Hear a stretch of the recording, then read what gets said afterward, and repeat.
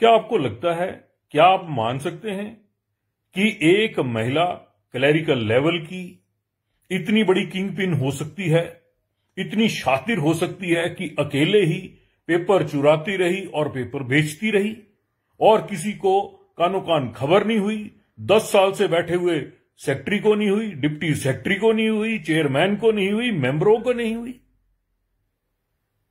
अगर उस महिला ने अकेले अपने दम पर इतने सालों से पेपर बेचे होते तो आज वो अरबपति होती, अपने बच्चों को क्लरिकल स्टाफ में ना लगाती। मैं उस महिला को डिफेंड नहीं कर रहा, मैं ये कह रहा हूं कि यह काम अकेली उस महिला का नहीं है, इसमें बड़े बड़े लोग शामिल हैं। एसआईटी ने एक काम अच्छा किया है, सेक्रेटरी और डिप्टी सेक्रेटरी को क्लीन चिट नहीं दी है, उनसे पूछताछ जारी है। मेरा यह मानना है कि higher the post higher the responsibility.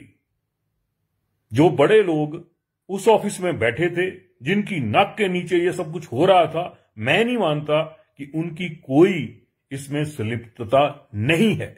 मैं ये कहता हूं उन लोगों की भूमिका उस पकड़ी गई महिला से ज्यादा है।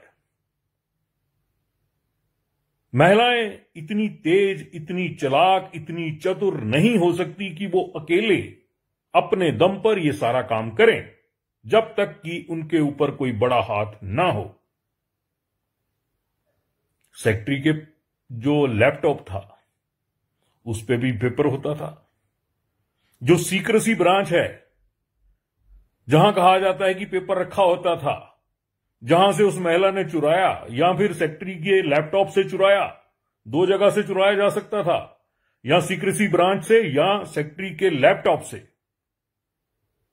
सीक्रेसी ब्रांच की पहले बात, सीक्रेसी ब्रांच ये नहीं है कि एक कमरा है, वहां बड़े लोग बैठे हुए हैं और वहां पेपर रखा हुआ है और ये महिला आई, इसने पेपर निकाला और चली गई। पेपर सील बंद, जिस भी प्रिंटिंग प्रेस से छपकर आया होगा, सील बंद होगा। वो सील बंद लिफाफा जो है वो सीक्रेसी ब्रांच के किसी लॉकर में होगा। उसकी चाबी 2-3 होंगी, एक हो सकता है उस महिला के पास हो, 2 चाबियां या एक चाबी सेक्रेटरी और डिप्टी सेक्रेटरी के पास हो। यह नहीं हो सकता कि अकेली उसी महिला के पास उसकी चाबी हो। सील्ड बंद पेपर जो फिजिकली आया वो सील्ड था। दूसरा पेपर जो होगा वो सॉफ्ट कॉपी के तौर पर सेक्रेटरी साहब की लैपटॉप में होगा, जिसका पासवर्ड सेक्रेटरी साहब के अलावा किसी को भी पता नहीं होगा, उस महिला को भी पता नहीं होगा। तो फिर आप खुद अंदाजा लगा सकते हैं कि इस मामले में कौन कौन शामिल हो सकते हैं। एफआईआर बड़े अधिकारियों से लेकर नीचे तक सब पर होनी चाहिए। यह नहीं है जो पकड़ा गया वही चोर है, वो अकेला यह काम नहीं कर सकता। यह आप लिख कर ले लीजिए। किसी भी इंस्टीट्यूशन में, चाहे वो यूनिवर्सिटी है, कॉलेज है या स्कूल है, जहां से भी पेपर छपकर आता है, सील्ड पेपर आता है।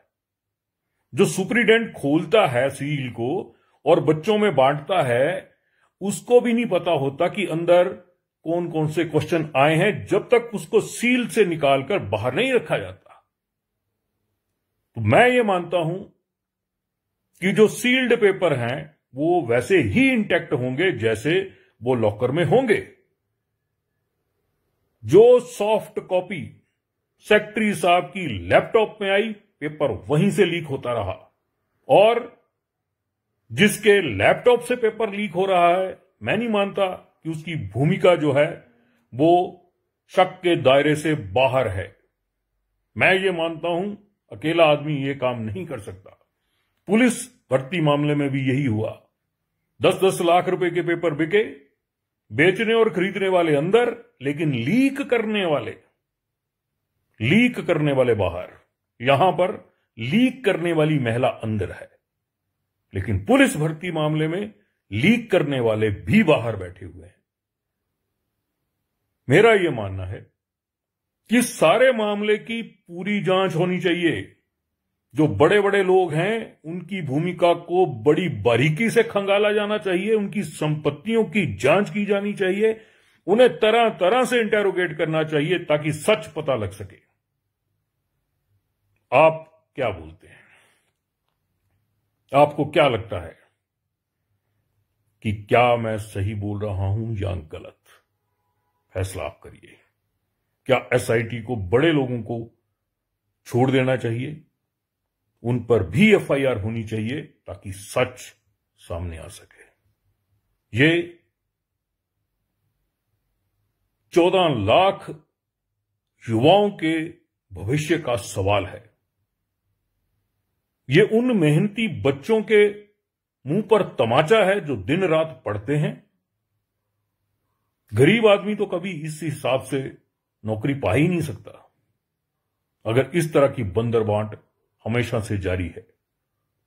ये बंदरबांट तभी रुक सकती है जब बड़े लोगों को अंदर ठोका जाए, तभी बाकी जगह मैसेज जाएगा कि कोई भी कानून से ऊपर नहीं है।